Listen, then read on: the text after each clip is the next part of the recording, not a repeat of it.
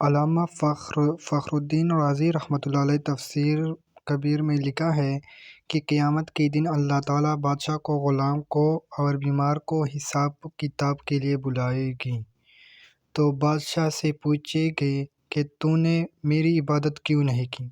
وہ جواب دے گا کہ یا اللہ، آپ نے مجھے بہت سی ذمہ داریوں سے نوازا تھا، میرے پاس وقت نہیں تھا کہ آپ کی عبادت کرتا۔ تو اللہ تعالیٰ فرشتوں سے فرمائے گا کہ حضرت سلیمان علیہ السلام کو لے کر آئیے۔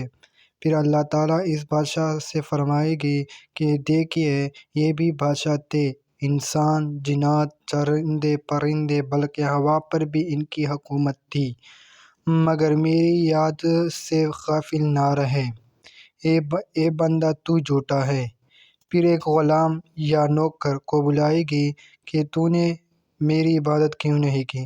تو وہ کہے گا کہ یا اللہ، آپ نے مجھے دنیا میں غلام اور نوکر بنایا تھا، میں اپنے آقا اور مالک کی خدمت کرتا یا آپ کی عبادت کرتا۔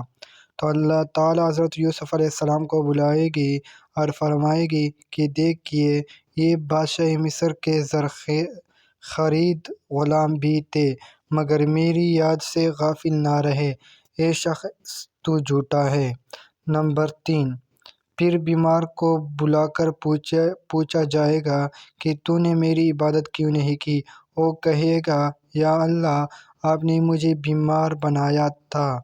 اللہ تعالیٰ فرشتوں سے فرمائے گی کہ حضرت ایوب علیہ السلام کو بلائیے۔ وہ جب آئے گی تو اللہ تعالیٰ ارشاد فرمائے گی، دیکھیے، یہ میرے پیغمبر ہیں، ان پر بیماریاں آئی تھیں، ان کے اہل عیال ختم ہو گئی تھی، مگر میری یاد سے تھوڑی دیر کے لیے بھی غافل نہ رہے۔ تو جھوٹا ہے۔ پھر ان تینوں کو دوزخ میں ڈال دیا جائے گا۔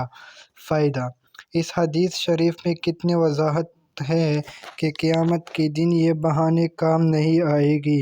اس حدیث میں بادشاہ سے مراد ذمہ دار آدمی، غلام سے مراد نوکر و ماتحت ہے جو کسی کی خدمت یا ڈیوٹی میں لگا ہوا ہے۔